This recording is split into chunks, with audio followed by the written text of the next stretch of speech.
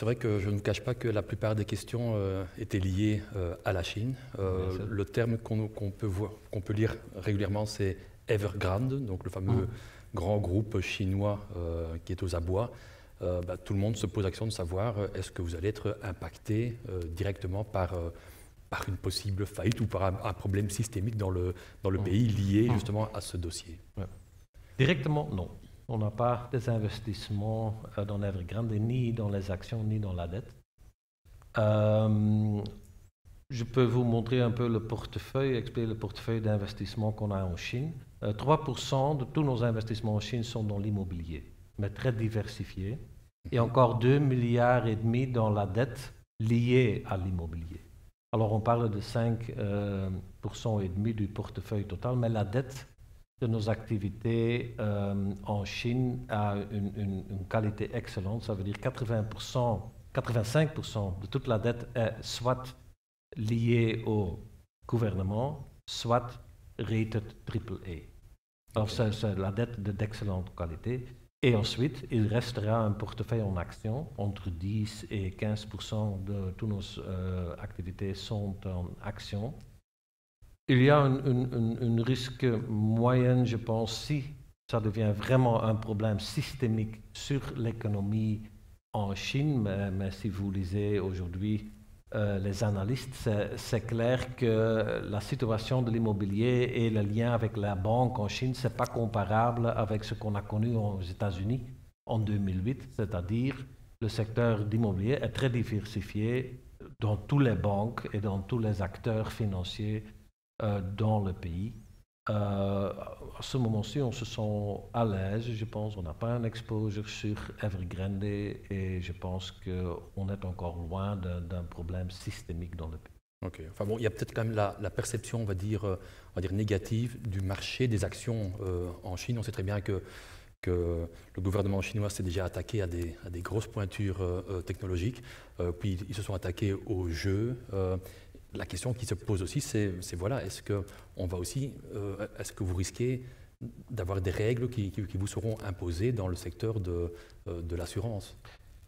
Ce qu'on a vu, c'est que le gouvernement a fait, ils ont se focalisé surtout sur les grands groupes qui se focalisent sur la collection de toutes les données et aussi sur le monde digital. Ce sont deux critères importants. Nous ne sommes pas dans cette catégorie d'entreprise. Tout d'abord, on est une entreprise publique en Chine. Deuxièmement, on travaille vraiment aux contributions, nous sommes en assurance vie en Chine. Ça veut dire c'est l'épargne à long terme. Sachant qu'ils ont eu énormément de problèmes avec le One Child Policy et l'épargne à long terme est extrêmement important pour leur sécurité sociale. Alors je doute qu'ils vont attaquer le secteur d'assurance. Un autre élément qui, je pense, est très important dans nos activités en Chine, c'est notre partenaire, qui est China Taiping Insurance Holding. C'est un holding listé à Hong Kong. Et aussi pour eux, la rentabilité de Taiping Life, le développement de Taiping Life et les dividendes de Taiping Life est très très important. Moi, je resterai plutôt positif sur le rôle que l'assurance vie joue dans l'équilibre social en Chine. Donc, en règle générale, pas trop d'impact de la région, on va dire, Chine ou Asie au sens large, même si comme on l'a sûrement déjà vu aussi sur des slides, donc l'évolution des bénéfices dans la région est nettement plus volatile qu'en Belgique où c'est nettement plus... Oui, il y a un élément en Chine qui est important, mais selon nous aussi ça, c'est une certaine volatilité, c'est l'évolution des taux. Si les taux baissent en Chine, il faut directement ajuster vos obligations pension. Ça veut dire qu'il faut chaque fois augmenter vos obligations pension. Quand les taux montent, toutes ces réserves vont se libérer. Ça va de deux côtés. C'est différent que, par exemple, nos marchés ici en Europe où on a une réservation qui est encore plutôt stable. Là, tu as une certaine volatilité. C'est surtout lié aux taux. C'est beaucoup moins lié aux actions et l'immobilier. Ok. Vous avez là tantôt montré un slide sur les dividendes que vous allez donc payer. Hein. Donc on passe de 1,4 milliard à un montant entre 1,5 milliard et 1,8 milliard. Je pense que la plupart des internautes se diront « ouais, chouette, donc des beaux dividendes », alors que lorsque vous avez annoncé augmenter le dividende et diminuer le rachat d'actions propres, ça a été mal perçu par beaucoup d'investisseurs institutionnels anglo-saxons. Donc, est-ce que c'était peut-être pas mieux de réduire un tout petit peu le dividende et racheter justement des actions propres? Oui, la seule chose qu'on a demandé, c'est une certaine flexibilité dans la gestion du capital. On n'a pas dit qu'il n'y aura pas un rachat d'actions. Mais on a dit, voilà, on a un plan de croissance parce qu'on sort d'une période où AGS a très bien résolu tout son historique de la période Fortis. Maintenant, on a vraiment la performance de l'assurance même qui contribue aux dividendes vers les actionnaires. Et ça veut dire, pour supporter ce dividende, c'est le développement aussi de la croissance de tous nos business, surtout en Asie, mais même en Europe. Hein. On a une belle croissance cette année, par exemple, en Belgique. Est très important. Mais pour financer ça, il faut une certaine flexibilité dans le capital. Et on a dit, on aura une croissance avec des chiffres qui vont monter, qui vont continuer à croître les 3 années qui viennent. On donne un dividende qui est stable ou qui monte aussi. Et un share buyback est possible. Mais on va évaluer chaque année, comme on a fait les dernières années, la situation, quels sont les investissements, est-ce qu'on a des belles opportunités d'acquisition, mais aussi la croissance organique de tous nos business. Et on va évaluer si on a un excess cash supporté par une excellente marge de solvabilité. Si ça serait le cas, on va continuer avec un share buyback. Mais dans Connect 21, c'était vraiment noir sur blanc. On a dit, s'il n'y a pas un M&A, on fait 150 millions de share buyback. Ici, on dit, c'est possible, mais ça dépend au développement de la croissance, la vitesse de la croissance, la volatilité de la croissance. Et ça, on va évaluer chaque année, comme on a fait les dernières années. Ok. Sinon, j'ai peut-être une question peut-être un peu fâcheuse, mais il y a à nouveau des personnes qui nous posent s'il y a encore une possible mauvaise surprise dans le fameux dossier Fortis, quoi. Donc, parce qu'il y a certaines personnes qui attendent encore un dernier montant. Est-ce que vous pouvez dire quelque chose à ce sujet? Oh, oui, très bref. Non, on n'attend plus de surprises là-dedans. On est presque au bout de ce processus, de la procédure de WICAM. Et on parle de quoi, de semaines, de mois avant? Non, on pense plutôt vers deuxième trimestre de l'année prochaine.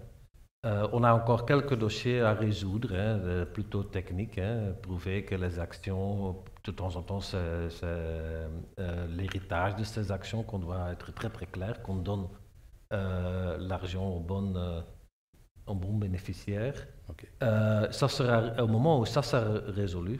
On connaît la solde et on peut directement distribuer la solde sur tous les autres. Voilà, on attend les derniers dossiers pour distribuer la solde. L'année prochaine, tout est terminé alors? Normalement, l'année prochaine, tout sera terminé. On a quelques procédures juridiques qui n'ont pas accepté des WICAM, mais normalement, ils ne vont pas affecter AGS. Les montants resteront très, très limités. Ok, parfait. J'avais encore une ou deux questions. Mais je vais déjà demander, au fait, aussi bien à vous dans la salle ici qu'à la maison, donc de reprendre votre smartphone ou de cliquer justement donc, sur l'écran de droite de votre écran à la maison. La question que je pose maintenant, c'est investiriez-vous désormais dans AGS après la présentation faite par M. De Kuyper et donc la session de questions-réponses. J'ai peut-être encore donc, 2 questions. On a parlé naturellement de différentes régions où vous êtes présent, donc en Asie, en Europe. Est-ce qu'il y a encore d'autres régions où vous comptez vous installer? Pour la période 2024, normalement, on ne va pas élargir vers l'Afrique. On a regardé une fois l'Afrique, on pense que c'est un peu tôt. Il y a un potentiel, comme on a connu en Asie il y a 20 ans, mais c'est un peu tôt. Ce n'est pas encore suffisamment stable. Pour nous, les États-Unis et les Amériques ne nous intéressent pas. Mais nous sommes intéressés peut-être d'ajouter encore un pays en Europe, un pays avec un profit comme on connaît par exemple en Belgique. stable, contrôlée, avec un payout ratio de dividendes qui est plutôt élevé. On a 1,2 milliard de cash directement disponible. Alors on peut encore financer une certaine expansion. En Asie, et ça on a vu partout, ce qui fonctionne très très bien, c'est renforcer notre position dans les pays où on est déjà présent. Renforcer ou diversifier. Par exemple, ce qu'on a annoncé au début de l'année en Turquie. On était en Turquie en non-vie avec Aksigorta. Nous avons racheté le business d'Aviva en vie avec notre partenaire Sabancı en Turquie. Et maintenant, on est en Turquie en vie et en non-vie.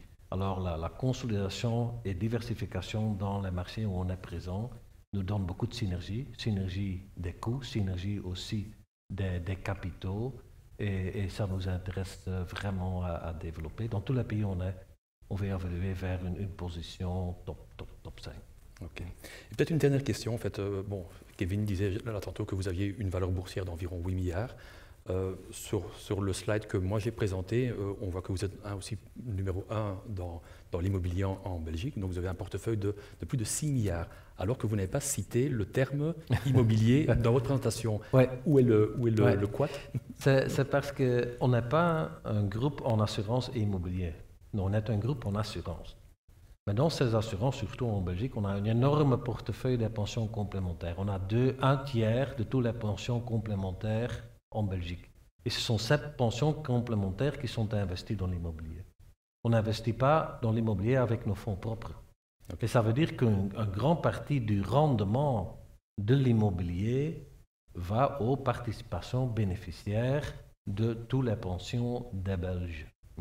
Et à un certain moment, bien sûr, qu'ils supportent aussi la rémunération du capital pour les actionnaires, parce qu'aussi investir dans l'immobilier demande du capital.